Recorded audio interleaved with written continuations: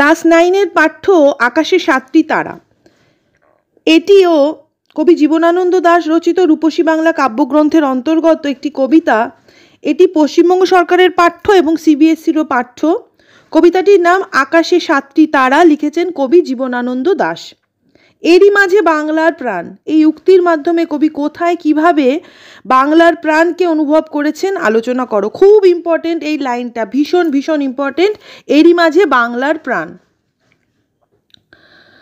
উত্তর শুরু করলাম। কবি জীবনানন্দ দাশ আকাশে 7টি তারা কবিতায় সন্ধেবেলার পল্লী বাংলার এক অপূর্ব রূপ বর্ণনা করেছেন। সূর্য অস্ত যাওয়ার পরপরই গোধূলি লাল আভায় আকাশের মেঘ পাকা কামরাঙা ফলের মতো লাল হয়ে ওঠে। সেই লাল মেঘ যখন দিগন্ত রেখায় মিশে যায় তখন দিন ও রাত্রি সন্ধিক্ষণ অর্থাৎ শান্ত নীল সন্ধ্যা নেমে আসে। আকাশে তখন সপ্তর্ষি মণ্ডলে 7টি তারা সদ্য ফুটে ওঠে।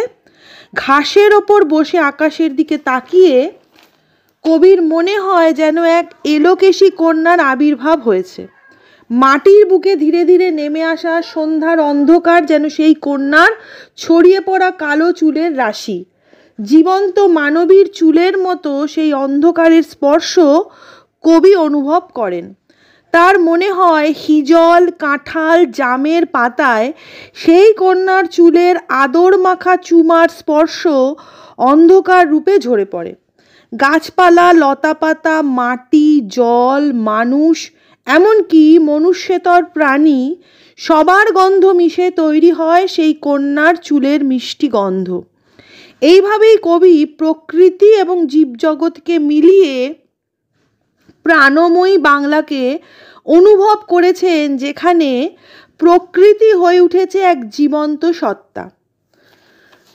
খুব সুন্দর এই কবিতাটা আকাশে 7টি তারা, এটি লিখেছেন কবি জীবনানন্দ দাশ। এটি রূপসী বাংলা কাব্যগ্রন্থের অন্তর্গত এবং লাইনটিও খুব ইম্পর্টেন্ট। এরই মাঝে বাংলার প্রাণ, এটি ক্লাস 9-এর পাঠ্য।